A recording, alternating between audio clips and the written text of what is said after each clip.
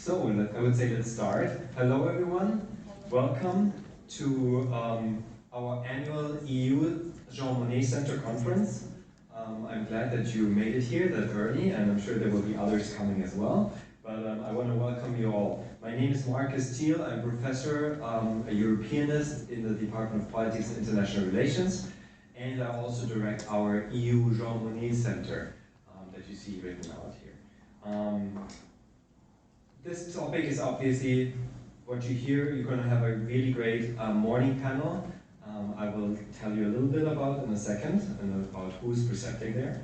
But just a little bit about the topic in general. Obviously, our conference is titled Approaches to Migration, Asylum and Race in Europe and Beyond. As you may know, not only here, but of course also particularly in Europe, but pretty much everywhere in the world these days, migrants as well as refugees and asylum seekers have moved to the center of political discussions in Europe, despite their relatively small numbers and despite their societal marginalization, right, at the borders of societies. The inflow of people will, however, not abate. I think we discussed that clear yesterday. The keynote speaker said that as well. Just like as in 2015, 2016, last year, the European Union as a polity was approaching again close to 1 million asylum seekers, right? That is in addition to the close to 5 million Ukrainian refugees that sought protection in the EU since the outbreak of the war and the Russian invasion a year ago. And then you have the Turkish-Syrian earthquake that we mentioned yesterday as well, which may produce some additional migratory pressures. So, not only, but however, the EU institutions have to negotiate with the member states, the 27 member states of the European Union, right? And as if you know a little bit about it, right, some member states are faring better than others when it comes to migration management. But it is a complex issue, it is a contested issue for European societies. There has been the rise of the far right as well, governments that have behaved in very restrictive and not human rights compliant ways, right? So this is something that really, I think we need to also problematize and discuss today at the panels. At the same time, Ernesto and I, we just finished a book on social inclusion of minorities in Europe, and we did some case study work. I was actually surprised to see, as a scholar of European politics, and sort of the civil society and the progressiveness and the activity of civil society in the wake of the 2015 refugee waves, right? Spontaneously, a lot of civil society groups, even citizens that were not affiliated with any NGOs, right? They were, coming to the task of receiving migrants, of, helping them in their daily life, getting settled, right? In this, what we call the reception stage. They had these welcome Malmö, welcome Madrid signs and so on and so on. So this was also good to see. So they significantly advanced the socio-political inclusion of migrants and refugees there, and highlighted their contributions rather than, as many governments did, depicting them as risks. So the three panels today will be examining many of these complex questions, and we have great speakers here today. The first one now will focus on the historical and societal context in which these questions of refugee, migration, reception, resettlement, and eventual integration occur. Then the second panel will, from 11 to 12:30, will focus more on the legal and political issues today. And then the third panel in the afternoon at 2 p.m. is also a great panel, which focuses on the contributions of civil society. Right? And we actually have also practitioners that we brought in to see, get sort of the policy aspect. So, before I introduce our panelists, I want to quickly thank the European Commission, because the European Commission funds a lot of our activities. A particular thank goes also to the School of International Public Affairs, my colleagues that I can see here, as well as, of course, Dean Dinar, Pedro Botta as well. I would be remiss not to mention Madame Christine Calais. She really, runs the center. Ernesto Thiel, Ph.D. candidate at the Thank you very much for your great work. And of course, most importantly, our fantastic panelists here who can help us make sense of the complexities of the issue. So, I would introduce you maybe once as you speak. I would say something, but you have here a fantastic panel. And let me start first with that's Dr. Terrence Peterson. Professor Peterson is an assistant professor in the Department of History. He is a faculty affiliate in African Diaspora Studies and the Center for Muslim World Studies that we've also have at CIPA for a few years now. From 2015 to 2016, he was a postdoctoral fellow at the Center for International Security and Cooperation at Stanford and completed his Ph.D. at the University of Wisconsin-Madison with a dissertation, as you can see, examining the French Army's effort to win Algerian hearts and minds during Algeria's War of Independence. His research has been supported by the Council of European Studies, the American Historical Association, and the Fulbright Program. His teaching and research interests, so if you have a chance, take him. He teaches, do you teach European history? I do. Fantastic, yeah. That's, if you do a European certificate student, any certificate students here, take his classes. He's really great. He teaches modern Europe, North Africa, and the Mediterranean, France, the French Atlantic, French Empire, colonialism and imperialism, military, gender, and oral history. With that being said, it's my pleasure to welcome all of you here, but please, Dr. Peterson, if you could start, the next 15 minutes are yours. Thank you.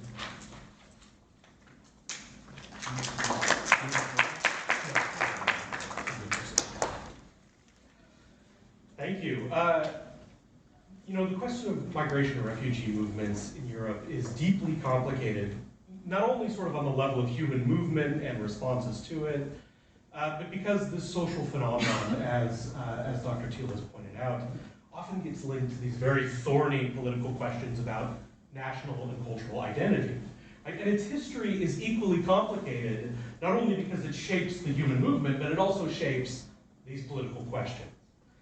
And so today, I'm going to be a very historian today. I want to provide a little bit of context to help understand how the past has led us to these current debates and how it continues to shape the sort of anxieties and policies and questions that swirl around issues of migration, right? The past itself has made migration into a public concern. So, to provide a little bit of this critical context, I want to cover just 3 points. The first sort of argument I want to make today is that migration is not new, either as a social phenomenon or an object of political debate. I also want to point out that concerns about race and ethnicity have long driven efforts to control migration well back into the end of the 18th century. And finally, I'll make the argument that the very idea of Europe itself as a cultural or legal space, a coherent area of the world, is a product of these longer debates about race and migration. So what do I mean when I say migration is not new, either as a social phenomenon or as an object of political debate? On a most basic level, I mean that people move around a lot, right? And particularly in the Mediterranean or Central Europe, populations are mobile, they're multilingual, they're multi-ethnic, multi-confessional, right? These are very diverse populations and they move around a lot, whether because of wars or itinerant trade, seasonal labor, a whole host of reasons, right? If you look at a city like Marseille or Tunisia or you know, even Lombardy in the 19th century, you have people from dozens of nations, right? Dozens of countries, sometimes there just for a little while. Sicilians are famous for being seasonal farm workers, for example. And people move around well into the 20th century. When we talk about Europe as sort of a settled place, we forget that in 1945, 40 million people crossed borders, right? 11 million people moved around as part of the post-war economic boom that we know as the 3 glorious decades.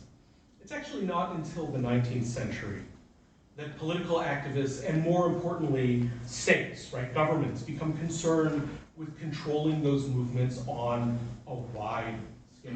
Right? Immigration control is something that happens generally before that when there's a problem and the police have to intervene.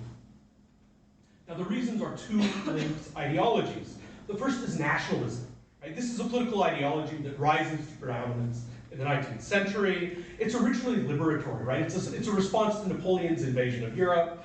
It's meant to address social ills brought on by the Industrial Revolution. Right? But the idea behind nationalism is that populations should be aligned to borders, and that will erase social ills. The second and more sort of insidious ideology is imperialism. Right? This is a political ideology that comes to prominence really in its most racialized form in the 1880s, that argues that because Europe is culturally and racially superior, it has a right or even a duty to go abroad and conquer other parts of the world. So that brings me to my second point, right, which is that the effort to control migration has long been driven by concerns about race or ethnicity. Now, if nationalists, we often say nationalizing, right, because people don't sort of feel nationalist in Europe, they haven't been made to feel that way by governments. So if nationalizing states are concerned with matching up peoples and borders, then people who move around or don't fit become a problem for governments. The advent of colonial empires presents a bigger problem, right? Because colonizing states, on the one hand, feel compelled to enforce a global color line to reinforce sort of their arguments about racial and cultural superiority, right? To keep colonized peoples out of European spaces. But also the advent of modern empires makes movement easier. Colonial subjects move around and between empires quite easily. So border controls and new technologies like passports and visas emerged as state responses to these perceived problems. In Central Europe, it's driven largely by concerns about Roma, who are often settled and don't move around, but are considered to be itinerant outsiders. In the southern and eastern Mediterranean, it's driven by a sort of a dynamic with the Ottoman Empire, right, which is modern-day Turkey and much more. But there's a concern to uphold the rights of European subjects who are moving around in these spaces and doing business and other things. But at the same time, to deny them to colonial states, colonial subjects of the same European states. Right? So France faces this problem that it wants its business interests to move abroad, but not Algerians, for example, because they are colonial subjects and not full citizens. So states redefined nationality in the late 19th century, in the beginning of the 20th century. They redefined it as a legal category. They issued new forms of documents like passports. And across major colonial powers, at least until the First World War, there was an effort to restrict the movement of colonized peoples into European spaces with explicitly racial justifications, right? In this period, racial science is a dominant frame for understanding the world.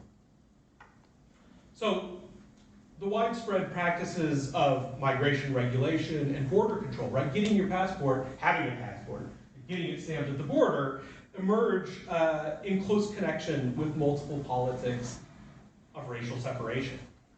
Now that's not to say everything was sort of a wonderful utopia before that, right? But it's to point out that our current framing of migration as a problem emerges in this period. And Europe plays a key role because European empires are the global hegemons of that period. Now, the last point I want to make is this, that the very idea of Europe as a coherent cultural or legal space was a product, at least in part, of this process. You know, ideas of Europe as a geographic space or a cultural space are not new. They've been around for a very long time, since sort of the advent of Christendom, right?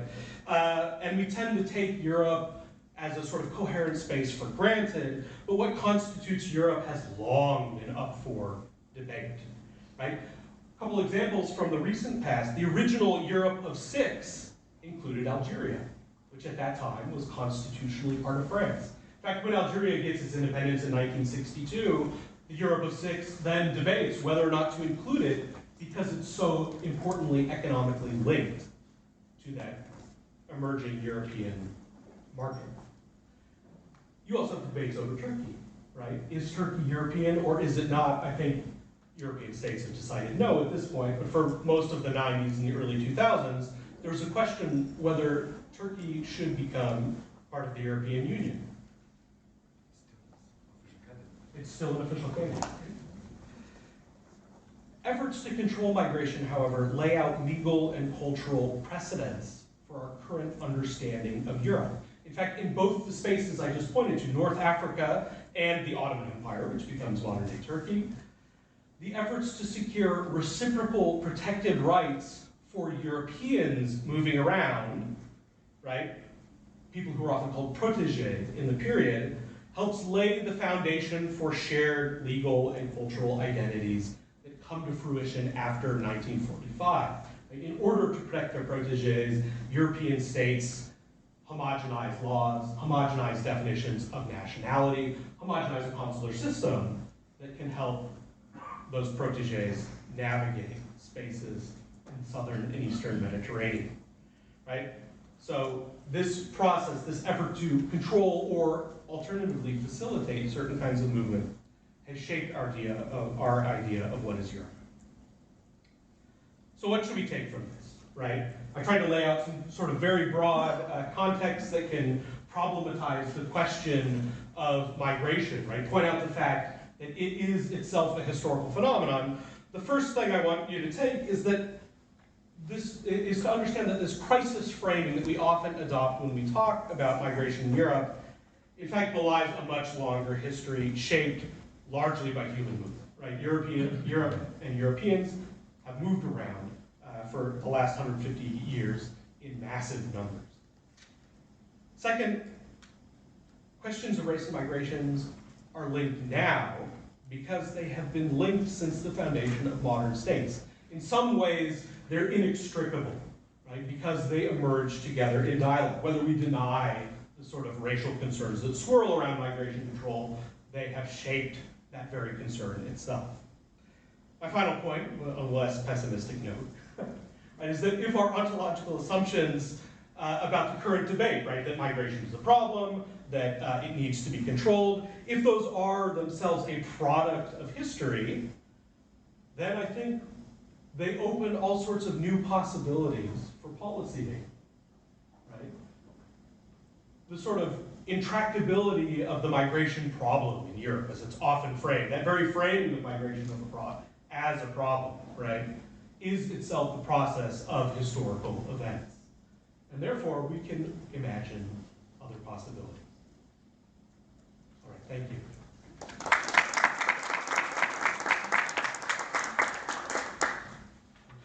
Thank you. That was a great opening, lots of food for thought, and I'm sure you're going to get some good questions from me and from others. So once the presentations are over, then it's your time to ask any questions or provide any comment, right? And I hope we make this really engaging and interactive. So please take notes in case you have any questions as our experts are speaking, and then you can address them there. Okay, thank you very much. That was great. So now, next we have Professor Andrea Peña-Vasquez, I hope I pronounced it correctly. She's visiting assistant professor of government at Hamilton College in Clinton, New York. Soon at the University of Pittsburgh, so congratulations for that career step. She received her Ph.D. in political science with a concentration in comparative politics from the University of Notre Dame, and a BA in political science and sociology from the University of Florida. So thank you. Going on again. Her research focuses broadly on topics of migration and citizenship in both sub-Saharan Africa and Western Europe. And she's especially interested in the intersection between race, legal status, and government. She's currently working on a project that explores how municipal policymaking affects the access to residence permits among African immigrants in Spain. And her work has been supported by the Fulbright Foundation as well, has been featured in the Washington Post, Monkey Cage blog, and published in Politics, Groups, and Identities. Her presentation, sorry that I did not think about this earlier, with Terry, it's called From Brussels to the Barrio, the challenges in the local implementation of EU policy. Thank you very much for being here, and it's all yours.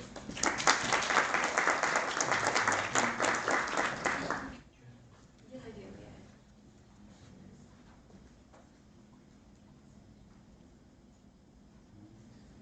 Yes. All right. There we go. Hi. Thank you so much, everybody, thank you for the warm introduction and for inviting me to speak with you today. I'm really looking forward to sharing my work with wanted to start off kind of with a definition. And this is really the type of policy that really got me interested in this work. It's called regularization policy. So it's the act of providing unauthorized immigrants with residence permits, or otherwise known as legal status. And legal status is oftentimes called like the master status because it confers essentially the right to have rights. And so this regularization policy is quite contested politically. So proponents argue that it helps regulate the informal labor market, prevents worker exploitation because people who have legal status are more difficult to exploit than those without it, and it helps increase tax revenue for the state, right? Because you can tax both employers and employees and thus regulate the informal labor market. Opponents argue that it encourages irregular migration because it acts effectively as this magnet effect, right? People will go to the countries where they expect that they'll be able to eventually achieve a regular status. However, what does the empirical evidence say? So it's been fairly limited, but on the whole, generally positive. So Panelists finds that among regularized immigrants, the crime rate gets reduced. Ferry et al. Find that migrants that have been regularized shift their spending from purely sending remittances back home, and they end up spending more in the countries that they live in. And La Ramona and Sanso Navarro use really fascinating methodology, and they effectively dispel that magnet effect. And so as far as the empirical evidence, it generally has been positive, but of course relatively understudied. I wanted to show, I love graphs. I wanted to show kind of just how impactful and give some numbers to provide some context about how widespread regularization has been. This is a graph looking at EU27 from 1996 to 2007, so about a decade. I don't know why it shows that way, but bear with me. The number of people who were granted residence permits after being of irregular status during that decade. So, you know, on the smaller side, you have Denmark, Hungary, Luxembourg, and Poland, but the numbers that really stick out are particularly Spain and Italy, which provided residence permits to more than 1 million people. And so I focus here on Spain because even though it regularized fewer people than in Italy, they had kind of 5 major regularization programs during that time period, actually from 1986 to 2007. The largest one being the Normalización in 2005, in which the bulk of the people in this graph are represented. About 500,000 people at one kind of point in time were granted residence permits. Just to kind of show just how widespread it's been, and it just show it's not only certain countries, but rather all countries have kind of engaged in this practice. However, in 2008, the EU passed what is known as the EU Return Directive, and it essentially imposes this obligation on member states, sort of mechanism to try and harmonize some of the rulings in the EU about returning decisions. And so, you know, for third country nationals who are irregularly staying in the EU. Article 6.4 allows member states to grant autonomous residence permits or other authorizations once they find that someone is irregularly staying. So they have the option, right, of either granting a decision to return, aka deport, or to allow them to stay. Now it's disputed within this legal scholarship though, does it simply allow member states to regularize irregular immigrants, or does it oblige them? And I don't know the answer to that, but it's definitely a subject up for debate. And of course, this is emblematic of kind of broader tensions within EU member states.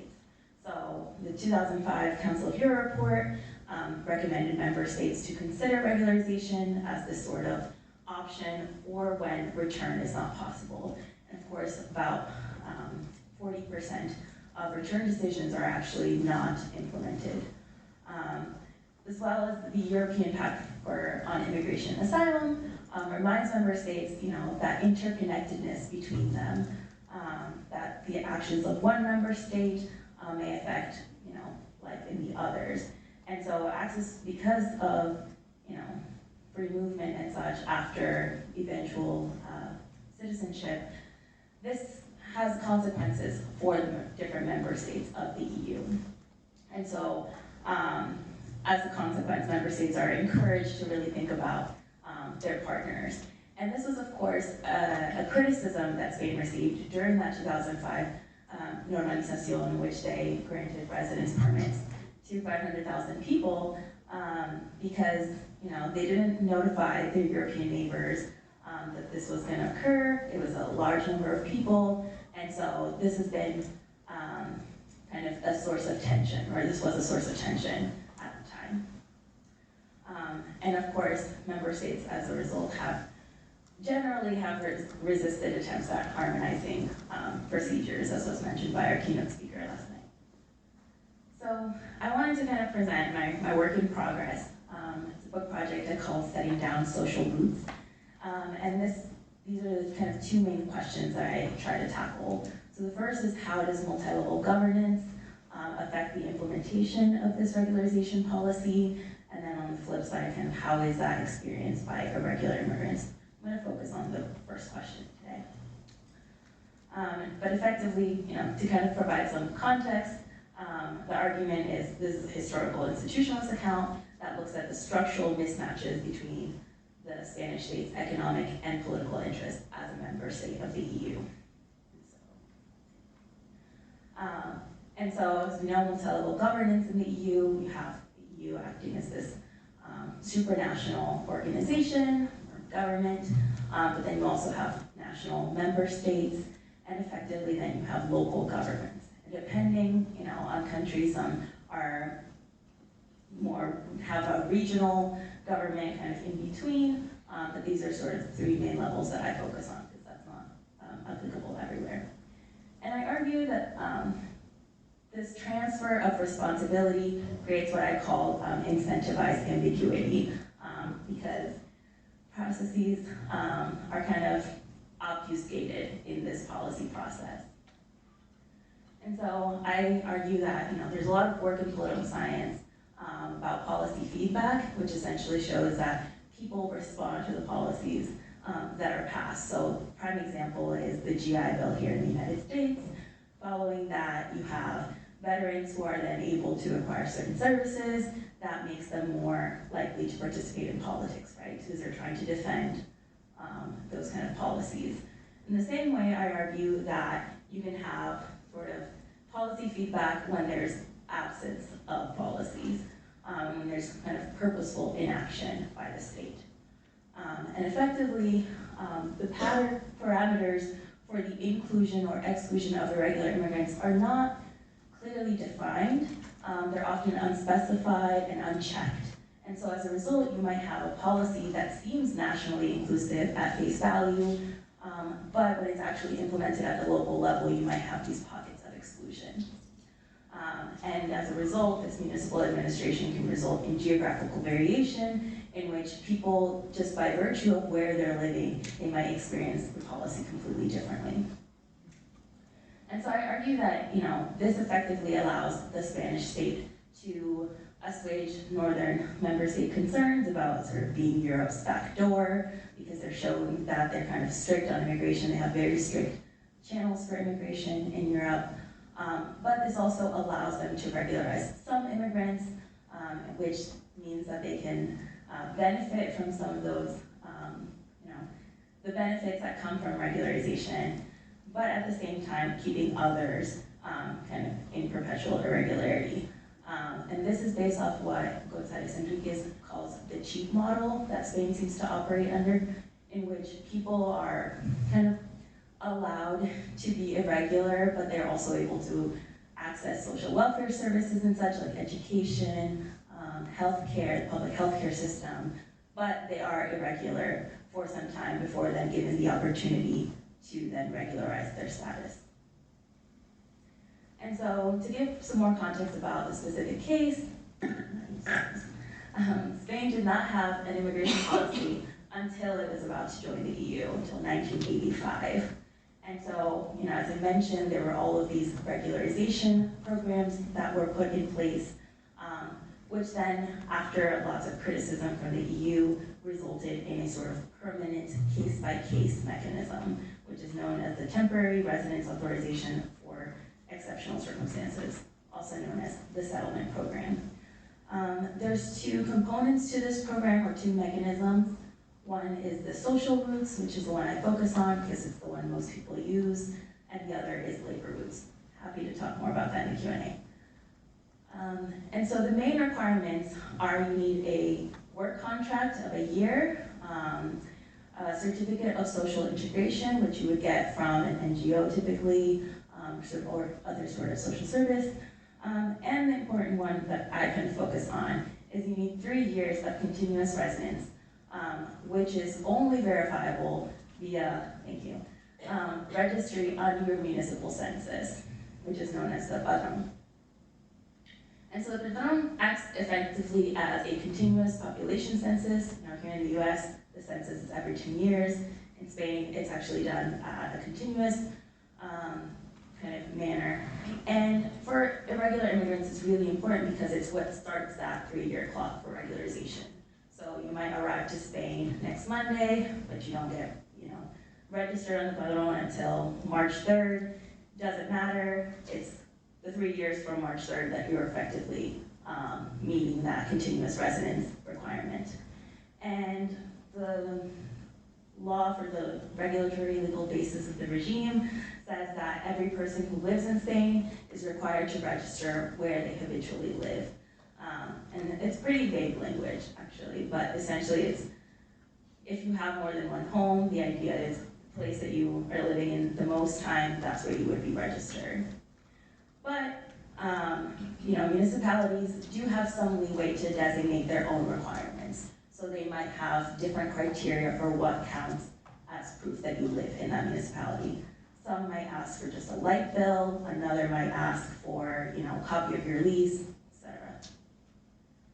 So I wanted to kind of show two cases that I find particularly emblematic of this issue. So the first is Vic, which was a city with 25% immigrant population. The second is Torrejon de Ardoz, which denied registry on the padrón to people who had a tourist visa. So effectively people who did not have permanent kind of legal residence. And these municipalities kind of basically under the rug excluded irregular immigrants from being able to register. And of course, this has implications for their access to social welfare services, as I mentioned, but also for their opportunities to regularize their status. And so it was, after these two cases became really controversial and captured media attention, there was a state attorney's report that was commissioned to kind of see what is the legality of denying irregular immigrants the right to be registered. And so based off that, they claim that it's not appropriate to deny the registration, on the context that the foreign citizen does not legally reside in Spain. So effectively, the state attorney said, regardless of legal status, a person should be registered, right?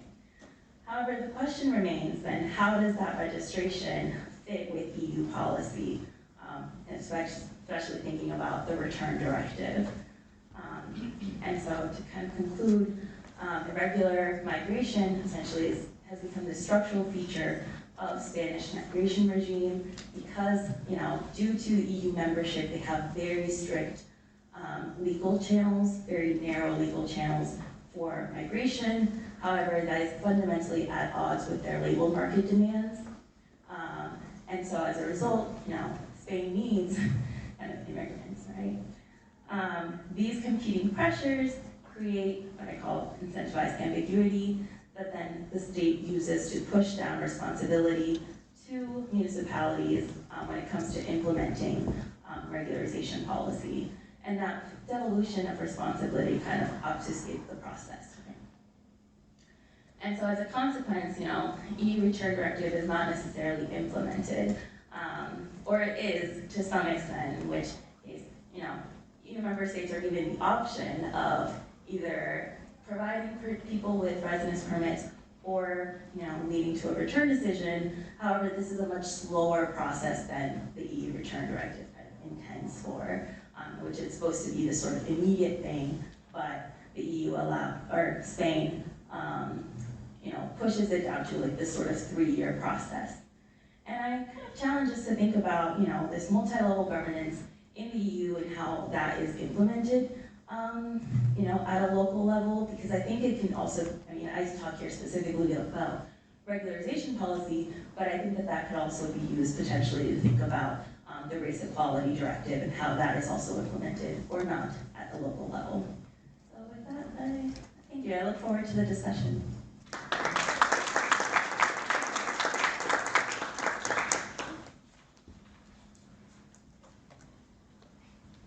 Okay, so let me just... Good. So last but certainly not least, thank you very much. It was a great presentation. I'm sure there's going to be a lot of questions about it. Last but not least, we have for this panel. Give me a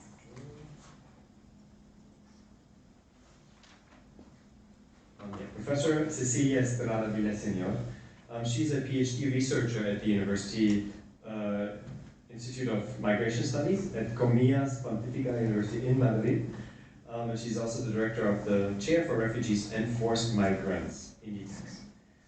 She has a PhD in International Migration and Development Cooperation from Comillas Pontificia University, a master's degree in International Relations and Communications from Complutense, and a degree in Communication Sciences from the Autonomous University of Guadalajara, Mexico, where she collaborated for the Nexus magazine in which she was editor.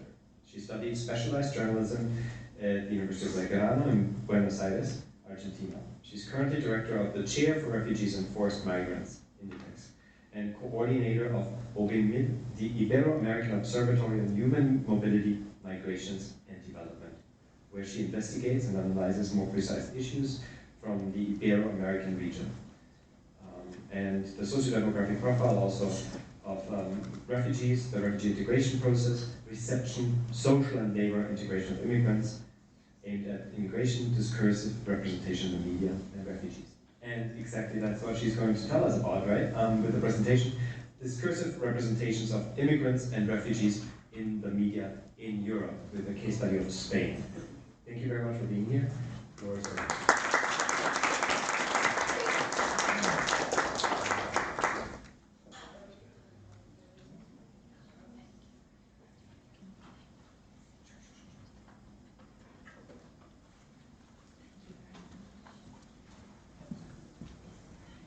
Well, thank you very much for this wonderful presentation, Markus. Thank you very much to all of you for being here, and thank you also to my colleagues in the table. I will start talking and explaining to you about this discursive representation of immigrants and refugees in the media in Europe and precisely in Spain. I will give this talk from 3 different but complementary points of view as far as the discourse is concerned. First of all, from the general point of view of immigration and refuge. Second, from the generation of the discourse at the social level. And third of all, from the importance of social cohesion. Well, first of all, what do we understand what immigration means? Well, sometimes, as we know from the keynote from yesterday, immigration is a complex and multifaceted issue that has become increasingly prominent in modern society. And its most basic level, immigration refers to the movement of people from one country or region to another, but often with the intention of settling in a new location. In the actual society, immigration is a controversial topic that is frequently debated and discussed in political, social, and economic contexts. In many countries, immigration policies and laws have become increasingly restricted, with increased emphasis on border control, limiting the number of immigrants allowed and implementing stricter requirements for those who wish to immigrate to, or the ones that need refuge, asylum seekers. There are ongoing debates and discussions about how to best address However, immigration remains a contentious issue with no easy solutions, and there are ongoing debates and discussions about how to best address the challenges and opportunities posed by immigration in the modern society. The narrative about immigration, the social imaginaries, we believe what we think. Our mind shapes our reality all the time. This is why I studied the narrative, because it's not what is happening in the moment. It happens in our mind first, always, and how the society accepts some ideas is the way how we do understand the reality, and in this case about migrants and refugees. There are many stories surrounding immigration in society, and these stories can vary widely, opening on the perspective on the person telling them. In a growing survey study by OMID in 2021 on attitudes towards immigration in Spain, we found some imaginaries which can vary widely depending on the person's perspective, which can vary as the situation. There is the American dream way of thinking, one of the most common stories around immigration, that is they come to the United States or they come to Europe and they can achieve success through hard work and determination. The second of all is that they treat to jobs, and that is another narrative about immigration, is that it poses a threat to the jobs and economic well-being of native-born citizens. Some argue that immigrants are willing to work for lower wages and therefore take jobs away from American or European workers. And others argue that immigrants can help to stimulate the economy and to create new jobs. These are also the ways. The third one is struggle for safety. For some immigrants, the story is one of fleeing danger and seeking safety. People who are refugees or asylum seekers may have fled their home countries due to war, persecution, or other threats to their safety. And in this narrative, the focus is on providing a safe haven for those who are most vulnerable.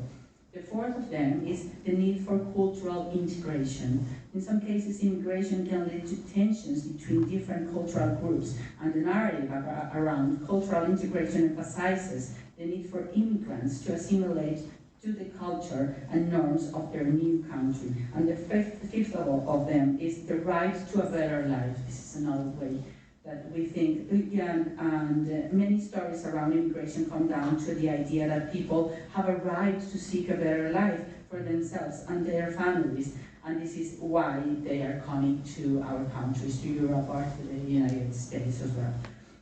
How the information system works in a society. This is what I explained in the last slide, is what people believe the immigration is and why do they come. And this one is how the information works, because I'm trying to find where do we, in all my studies about this curse, where do we find the first stone, and where all the process on the immigrant imagined starts. So the information works this way. I'm going to explain it to you a little bit, because this is how communication goes. First of all, there is a gathering information where in press, for example, there are journalists and reporters gathered information about migration through various sources, such as government reports, interviews with migrants, and analysis of migration patterns.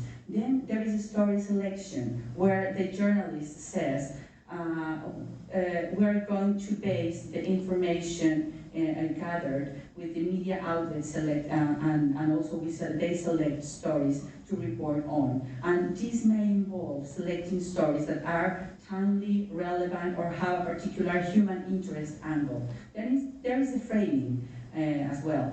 Once the story is selected in the media outlet must decide how to frame the story. Not everything we see is everything what is happening. Then is the reporting. The story is then reported through various channels such as print, online, or broadcast media, and the reporting may include interviews with experts, migrants, and other stakeholders. Then there is a response. The reporting may generate responses from various stakeholders, including the government officials, the NGOs, and the public, and these responses may be reported in the follow-up articles. And then there is the analysis. After the story has been reported, the media outlets might provide analysis and complementary, and they complement the whole story. This is how the communication works and how the communication goes every time they tell us news about immigrants. So how the narrative works with immigrants. We know there is the framing, the stereotyping, the language, and the representation. For the framing, there has to be a significant impact because they want to move the perception of the society.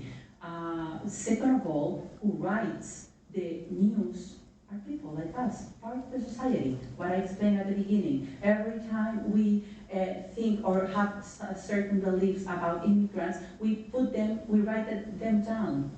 This is why it's very important to know what people think, what the civil society thinks about immigrants, because in that way we might know what the society is communicating. Third of all, the language.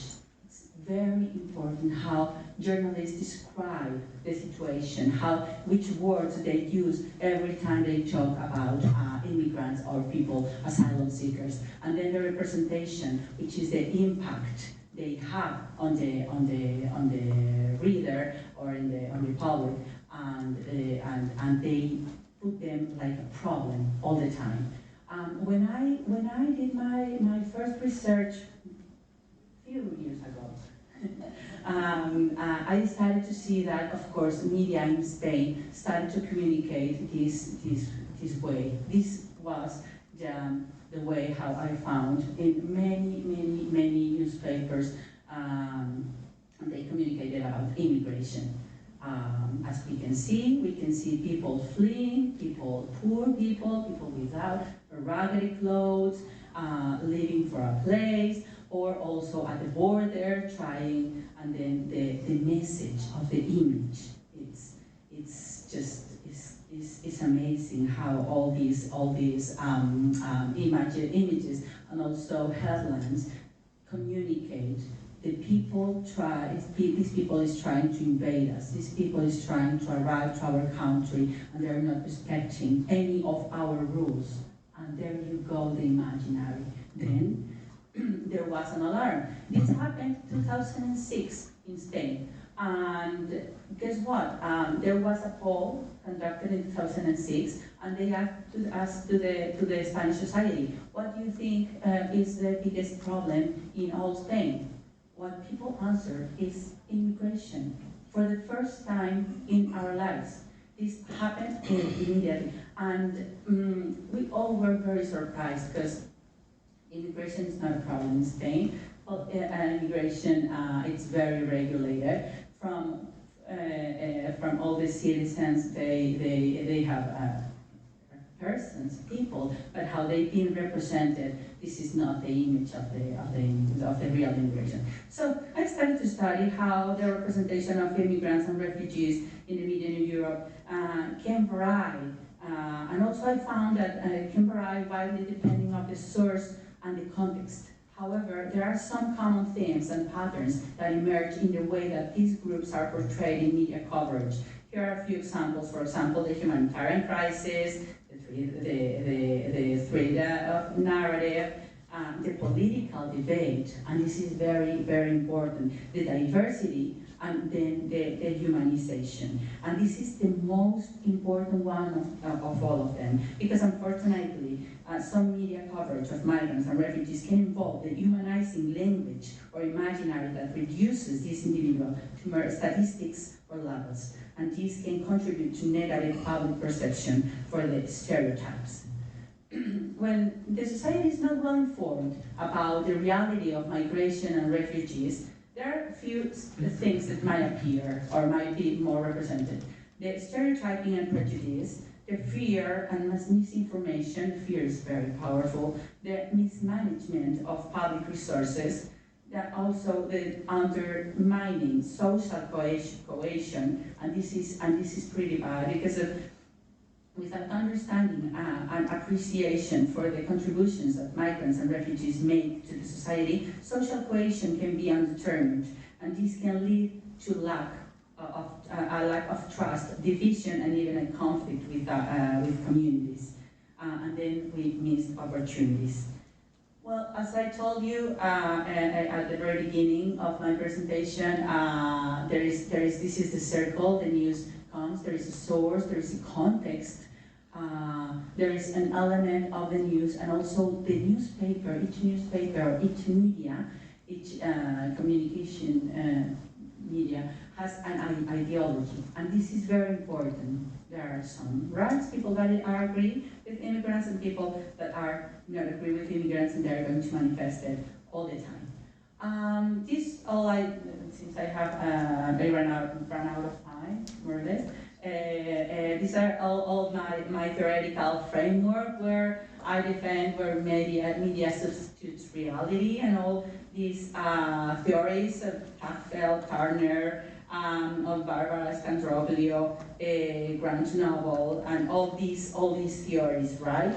The social identity theory, the semantic annihilation theory that says Grant Noble, what does not appear in the media does not exist, and this is very important to know. And also McCombs with that says we have to inform about what happens to the majority, not to the minority. This is why sometimes we can't find other information or important information. Now, and to understand a little bit more, there is McLuhan with his understanding the media, how it works, how the process in the media works, the absence of structure, the Umberto Eco, and the liquid modernity from Bauman. That these are the ones that. So when I studied how the media works, I went into the newspapers and I spent there 1 month each newspaper in the newsroom, and it was very interesting to find how different speeches from journalists are in the news. For example, the journalists had the discourse compromise all the time. This is media can vary, depending on the context of. Because of the timing, and I want just to arrive to something very important after this discourse stuff. But journalists have a way of thinking, and they compromise, they engage with migration, but they also have a discriminatory discourse when you ask them about immigrants. They have this reivindicative discourse, which is very important, and they think by themselves how each one of the things works. In here, I explain all the discourses I found with the journalists. But something the most interesting part of this is the metaphors, the way how they represent migrants in the news with the words, what I explained at the very beginning. And there are effects and there are representation. There are these metaphors with the watery metaphors. How many times have we read or heard a flood of refugees? And this metaphor has been criticized and dehumanized the people. The military metaphors that they use the refugee, particularly in discussions of border control, immigration policy, and national security. The botanical metaphors also that are less commonly used by a refugee discourse, but also used roots, seeds, transplants, grafting, and the natural metaphors are sometimes used in refugee discourse to describe the experience of displacement and the challenges faced by refugees. However, I will stop here. I will leave the conclusions for the later for the debate. But thank you very much for having me. Thank you very much.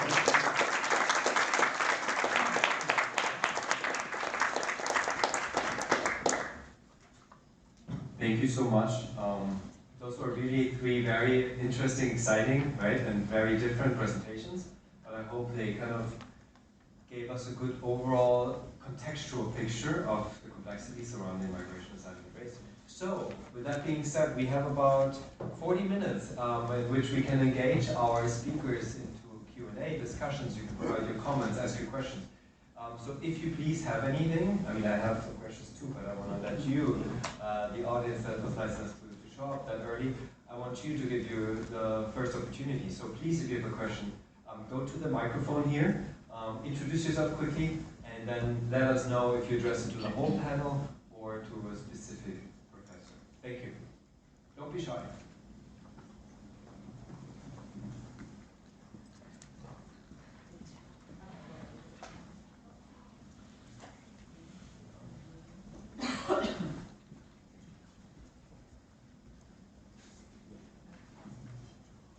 Working. Okay, good. So my question is, first I'm introduce myself. My name is Kristen.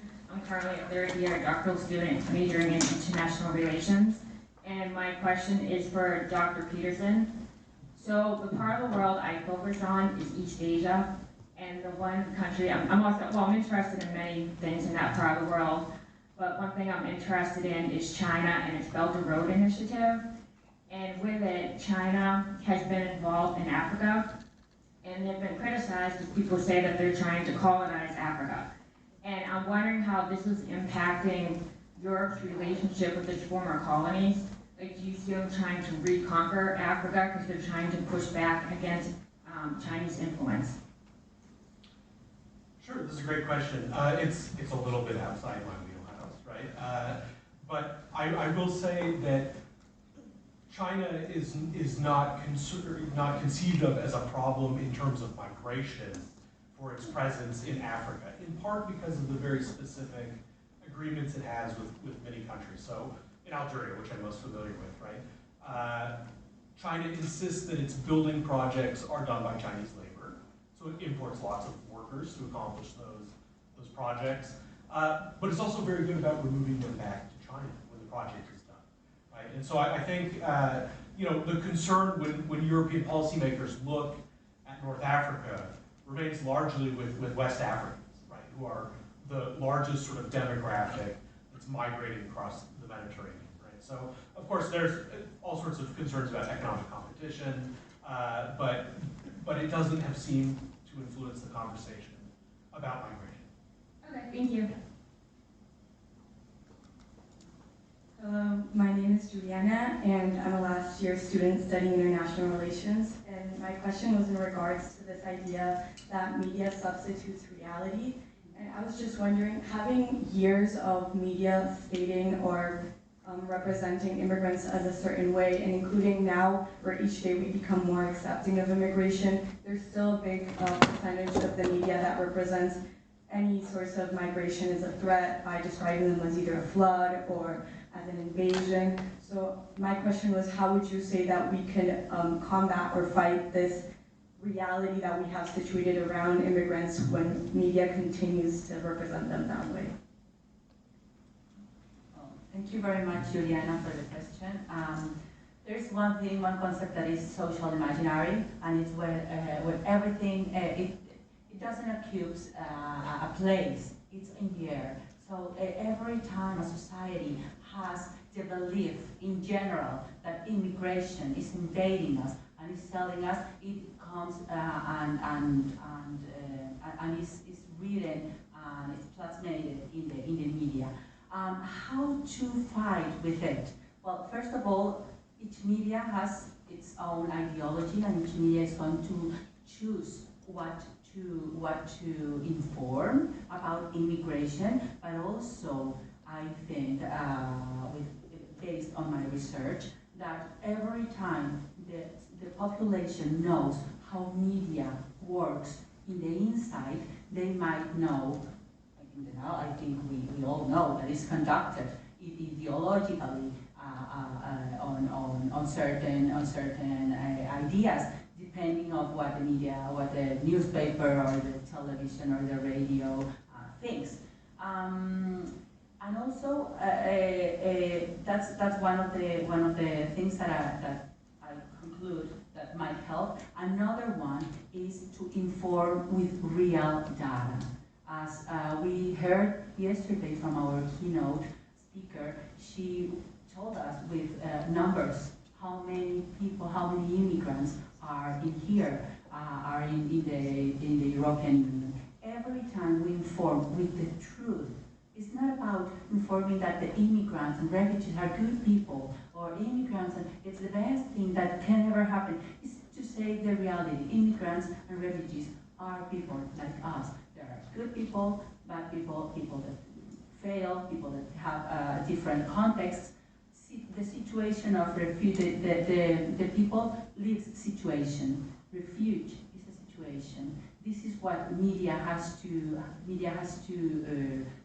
inform, not to put the focus in this nationality, but not to hide it, not to put the focus in this is number, but not to hide it, but to inform. These are the two things I think might help. Okay, thank you. Thank you, Julia. Hi, my name is Matisha, and I have two questions. My first question is for Dr. Peña-Vasquez.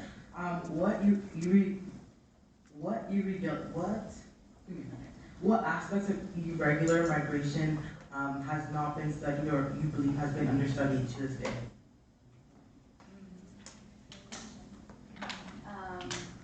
What aspect of Irregular migration. irregular migration?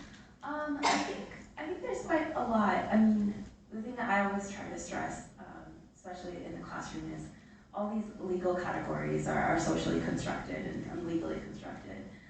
And I joke around, don't tell a police officer that when you tell them that like the speed limit is a legal construction, but effectively, you know, people are not like illegal, they're illegalized. And in the same way, they should be legalized and regularized. So I think the issue of regularity and irregularity as a whole is fairly understudied, especially in political science. I think I would like to see more narratives of agency, and I find those particularly compelling of how irregular immigrants kind of make their way and how they push back against a system that seeks to marginalize them. And I think that is also relatively understudied, and I enjoy reading those pieces.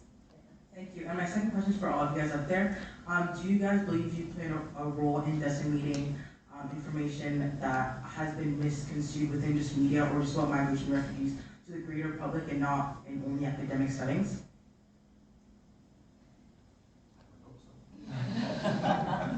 I think part of this is why this is a public event, right? Okay. You know, so we're able to, if people are interested, to approach a broader subject, you know, broader population than just, you know, FIU's academic.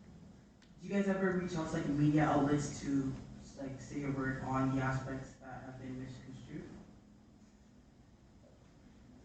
Well, I suppose I'm going to try to. Yes, there are these media outlets that create and misconstruct. There are in Spain, at least that is the case that I study. There are different newspapers that like La Marea, El Diario.es, that they keep on they keep being in touch.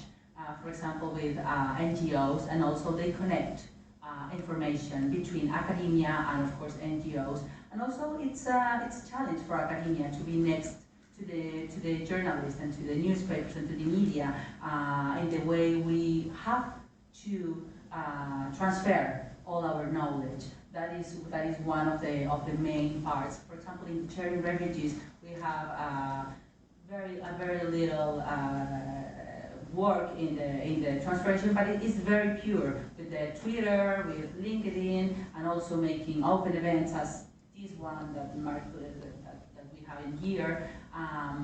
But it is a challenge because also newspapers, they are like sometimes, and I'm going to speak with all of the respect, they are like we're journalists, we know the truth, we don't need anyone. And the academia, it was so hard to get into the newspapers and to the journalists. and to ask them, can I please sit down in here and see how you write your news? And I know this question was very hard, but they gave me the place, and I could read all this stuff. I mean, research, do my research, and most of the bosses from the newspaper kept telling me, and I still remember that. You in academia, you don't know how to work. You don't know what the reality is. You have no idea because if you're not living the real way, and that is one of the lack of the relation I saw. We have to connect a little bit more, communicate from academia.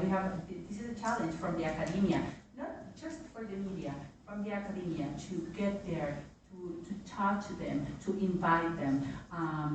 And this is something I didn't plan to say, but I will say it here. We are presenting a project right now in the national project to see if the national government gives us some fundings to start this research with not only media but also with influencers from Twitter, Instagram, TikTok, because we think it's not only the discourse, it's not only what people write, it's also what people communicate, what is happening. And for us, it's very, very important to connect not only with journalists but also with social media. I think the media environment in the U.S. makes it difficult, right? Because if you want to intervene as an academic, you write an op-ed, but you have to pitch your op-ed to a newspaper editor, right? So they have to like you. And then you have to compete with a whole range of professional opinion makers who have their own columns, right? And also you're siloed in a section of the press called opinion, right? And so it becomes very difficult to sort of intervene in that way, right? The number of people you catch who are likely to come across that is much more reduced than, say, a journalist who gets above the fold on the front page of the paper.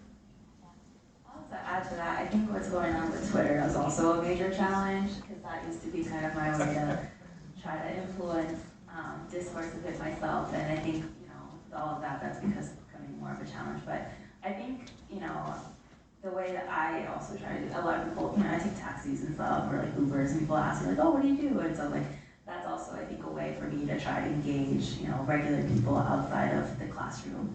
But I also think of you guys almost as seeds, and like hopefully you take the lessons that you got here and share them more widely, more than I can just do as an individual. Thank you for your question.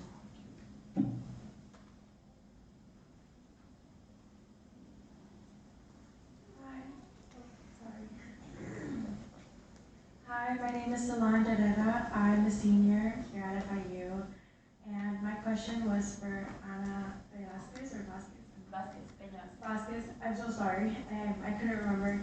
And my question was really if, because of the polls that are taken every single year in Spain, are they able to really see if the people after they're able to get, regularized and get their citizenship or their residency, if they're actually able to continue staying in Spain, like if they've built communities and been able to grow, because a lot of times what at least my European friends have told me, just a narrative that they're pushing on me, is that people will get their citizenship in one country and then just go ahead and travel the rest because now they have that kind of security. Yeah, thank you so much for your question. It's kind of complicated. So essentially where I study is when people kind of go from being irregular to regular, but it's not a fixed category, and you have to, after you've been approved, you have to kind of maintain it.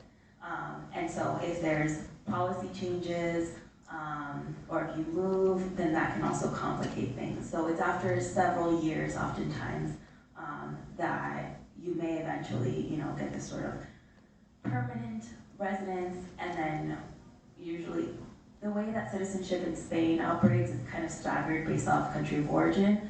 So Latin Americans have this much shorter residence time than third country nationals who are not, have no colonial links.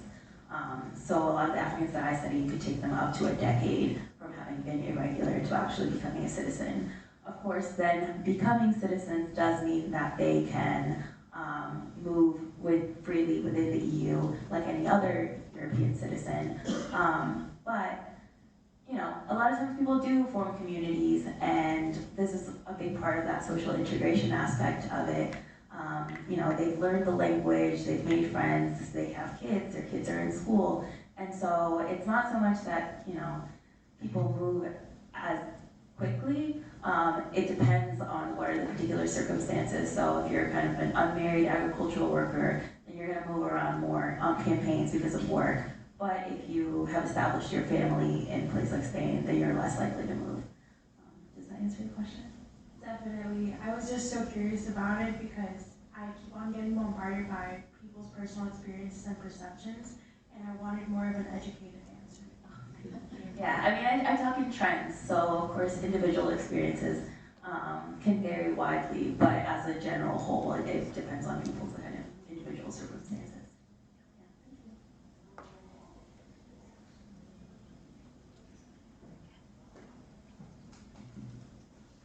Hi, my name is Nico Cook. I'm a Ph.D. student at the Spanish department.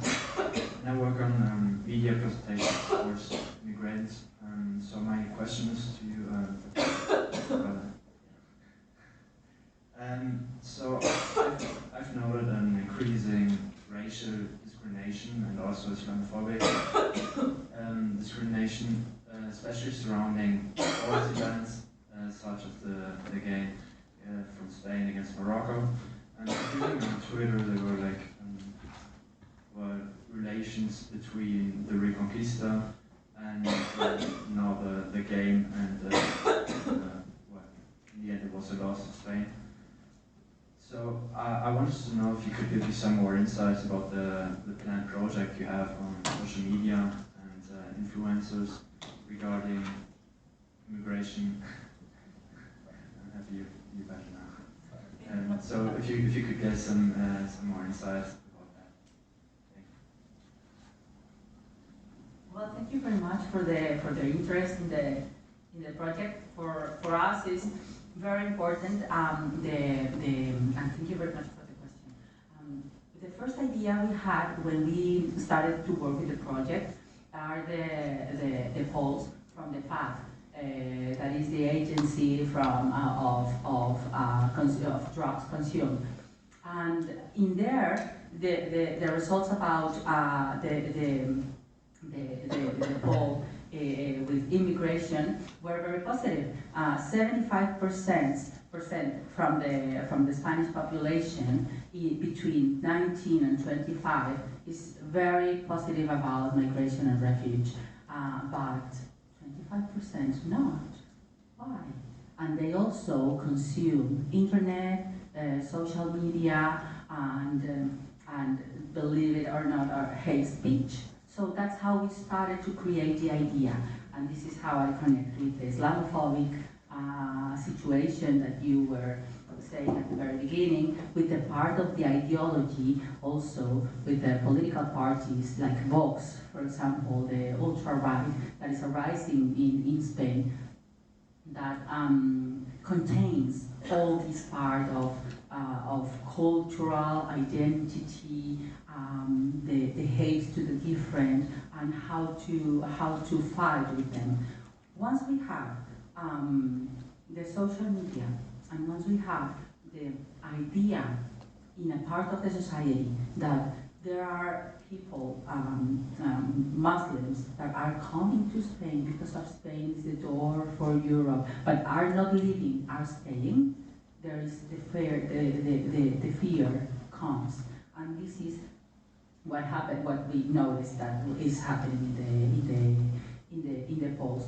And the project is based into doing a lot of transference, what Juliana was asking at the very beginning. We want to make a hub where we all can sit down and reach out and share our stories, not only between the social society, the civil society, or the NGOs, but for everyone. right? We would love to have a place where Instagrammers will come and tell us how they make their discourse, how do they work, how do they make it, and why, because first of all we need to understand how is it, how do they create it, and also not only from Spanish, not only native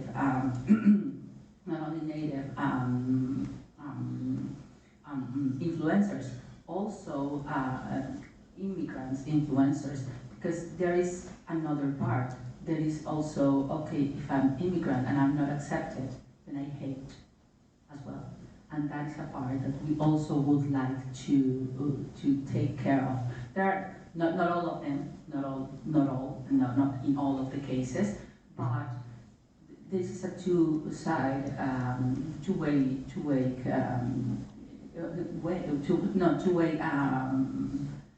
path, right? So this is what we want to do with the project and with the hate speech and also with the Islamophobic situation. Thank you. May I ask a follow-up question? It's kind of different, but so I wanted to ask, when you were in the media outlets, could you tell us a little bit about the experience you had there? Because what I understood is that especially Black or Afro-descendant people in Spain do not feel like Spanish at all, although having or being legally Spanish. There's a report from Diacona and Vice Markus, I don't remember his last name, from 2021, that states that.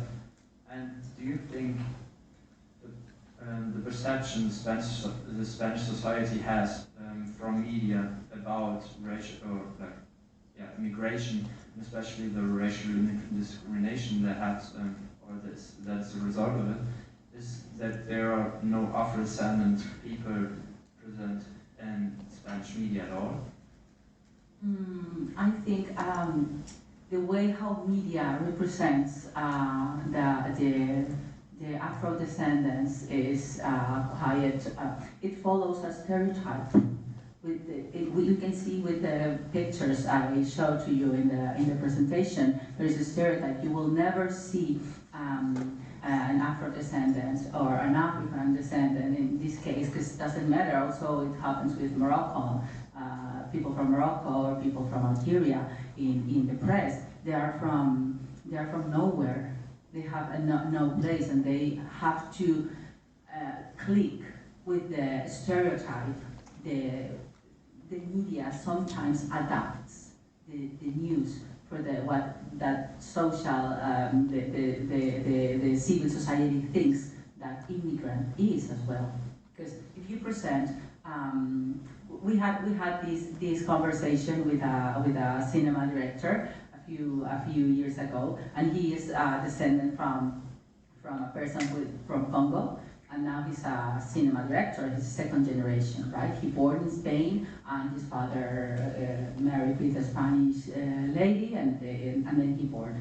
And he kept saying that, and observing that, and then he told us, it is very curious, but when I am walking on the streets, on one street, people changes the side. Why? Well, this is our beliefs. This is the stereotype. This is how what I think, and a person like you are. And if you analyze the image in the media, for sure there are a few studies that I have. If you want, I can give you the bibliography that shows us and that have been how the image about people from Africa is being bad represented. Yes. Thank you very much. Can I get a question? So, unless there's somebody else who wants to ask right now. I have a question sort of that, oh, there's one? Well, I'm still gonna ask that question right now. Thank you. To all of you, if you don't mind. So the question regarding sort of, academic research and sort of the policy realities of migration asylum based in Europe. On the one hand, a new trend in migration research, right, is obviously to talk about post-migration societies, in the recognition that Europe as well, I mean, other countries, but Europe more importantly because they used to be more homogenous, that we should talk about migration countries or immigration countries, but really as a post-migration societies. Migrants have been there for a long time, and they have settled, they have second, third generation children, and so on. So post-migration society, I wonder about this question. To what extent do you think that is a policy reality? When we see, as well as the increased use of mobility regimes, sort of trying to, instead of talking about the migration pressures, actually enabling, rather than being restrictive about migration policies and refugee policies, right? Enabling more, but again, just like regularization, selective mobility schemes, right? Temporary worker permits, because Europeans, they realize that they need workers. I mean, the German government now is just implementing, and that starts implementing another huge regularization program, because the government realizes they need 400,000 immigrants coming to Germany on an annual basis. 400,000, okay? I mean, it's a large, it's 80+ million people, but that's a large number. So what do you think about the concept of post-migration societies and the advocacy for mobility schemes? If we see in reality very selective policy implementations and restrictive refugee policies? To any of those? Yeah. Thank you. That's a great question. I think, so one thing I think is really interesting about Spain is, like I mentioned in my presentation, they didn't have really a migration regime until 1985. But that doesn't mean that they didn't have migration pre-1985, of course. And so what effectively happened is that people who had been living in Spain prior, all of a sudden they needed visas, which they didn't have, and so all of a sudden they were irregular. And so that's actually where the first regularization occurred, because all people who had been illegalized needed to be legalized again. And so I think this kind of idea of like a post-migration, I'm not sure how useful it is. So uncertain on that front. But as far as mobility schemes, I think, we have to always recognize that not everybody wants to migrate, right? There's plenty of reasons why people would want to stay in their countries of origin. Sometimes they're pushed out, of course, or they're looking to go someplace for economic opportunities with the end goal of returning. And what happens, and we've seen in history, recent history, is that when borders are toughened, it becomes more difficult to return, and so that's what leads people to stay. And so I think if we have more of these mobility schemes where people are kind of given the option to kind of go to and forth more easily, you might have more people who are less willing to stay. But then you also might have other people who are willing to stay, and I think that eventually would balance out. That's my professional opinion. Yeah, I'll just add that the problem with the post-migration framework is that it posits an imagined history, right? Like Italy didn't even exist before 1868, right? You don't have a settled Italian population that then changes because of one moment of migration. The Parisians of today are the Belgians, Spaniards, and Italians of 2 generations ago, right? So, the flip side of that, though, is that migration schemes or mobility schemes recognize that people just move around a lot, right? I mean, people move whether states want them to or not. It becomes more visible when movement is rendered illegal and securitized. Thank you. I think that it's very interesting, your question, that humans take a very long time to accept what is happening. Yesterday, the keynote, she said at the very beginning, I still remember the first sentence, migration has been with the humanity since the very beginning of the times. And we haven't realized it yet. We haven't noticed. And then you asked about the underrepresentation. I will put it in my discipline. The way how we perceive the immigration is always the Latin American or the Hispanic taking care of the kids, sometimes here in the US, also in Spain. also in Spain. And this is why Spanish people connect a little bit more with Latin Americans than, for example, with people from Morocco. First of all, because of the culture. Second of all, because of their religion. Third of all, because of the language.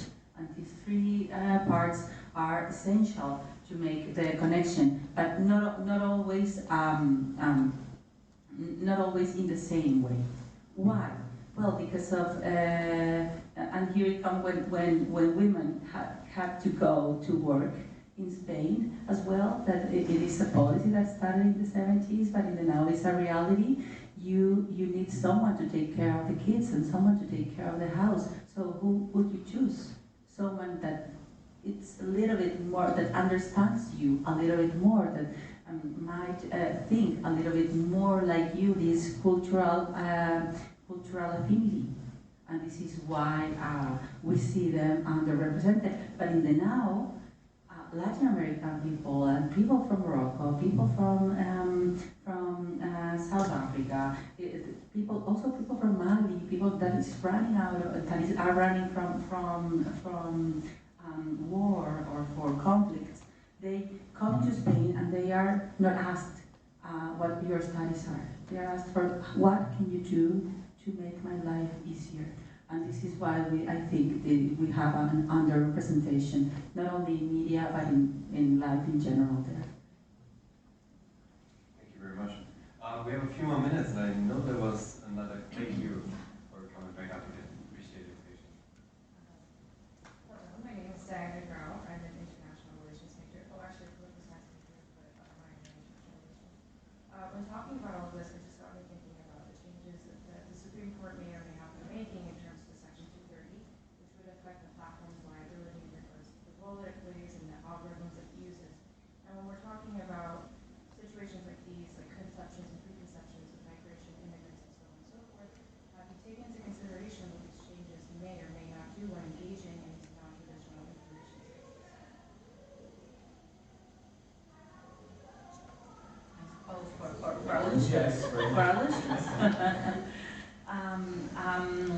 Yes, it is very important to take care. This is why also I was telling you about this project. We've been thinking, we're working about, if they finance it, but if not, we're going to ask to knock other doors. It is very important to know what society thinks, what society feels, what a society and social media is the perfect platform to know what young people think about different stuff. Young people, they haven't, from the 19 to the 25-year-old, they haven't been involved in pure societies where all of them are Mexicans or Americans or Spaniards. We all live in, you all live in the now, where there are mixed societies. But as I told you in my answer before, we haven't realized what happened to us. We haven't realized that people moved, and it's not a pure race, and it's not marked but only by his or her culture. Is not only marked by his parents, or the history that is behind them. People is marked by the society in the one they live. So this is why I think the project we are working on it's very important today. Yeah, thank you. Thank you. As a non-expert on media, can I just sort of two thoughts that I had when you were talking about some very good question. Far-right parties in Europe, they use social media much more successful to spread their hate, let's say it this way, than mainstream parties. So there's a lot of empirical research that actually found sort of they use their resonance, right? And then you just have to bring into that mix, some Russian disinformation campaigns, right, through social media, and then you have sort of the perfect storm evolving. So I think this research on social media, actors, influencers, is really important. And that's the second point is that, unlike here, as a European, I also realized over the years that the privacy laws, right, the existence of Europeans have stricter privacy laws, in most part, but not always. I think our legal experts for the second panel, 11, can probably give you a better opinion, or maybe you want to just jump in right now. But hate crime laws, although they are stipulated by the EU, but they're differently applied across member states, and free speech regulations. So I think they are generally, I would consider them, Joyce, correct me if I'm wrong, they're tighter in Europe than here, where we have a much more expansive, right, free speech, allowance. And those make also a difference. But of course, there's these two poles, right? So increased use of online media versus tighter regulation in many European states. Right, definitely there's more success because of the nature of how algorithms work, so like echo chambers and all of that. But so I think in reference to section 230 though in particular, it's really directing towards the companies themselves, which now would play a larger role in regulating the kinds of voices that exist online.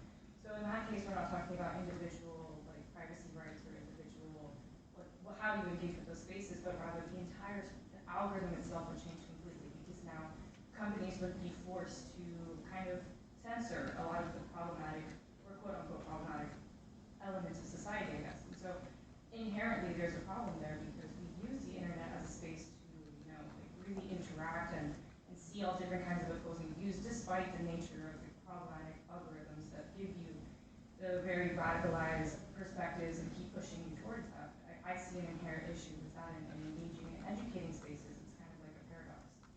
So, thank you so much. Thank you. Well, is there another question? We technically have 4 minutes left, but yes, please. Please go ahead. Thank you.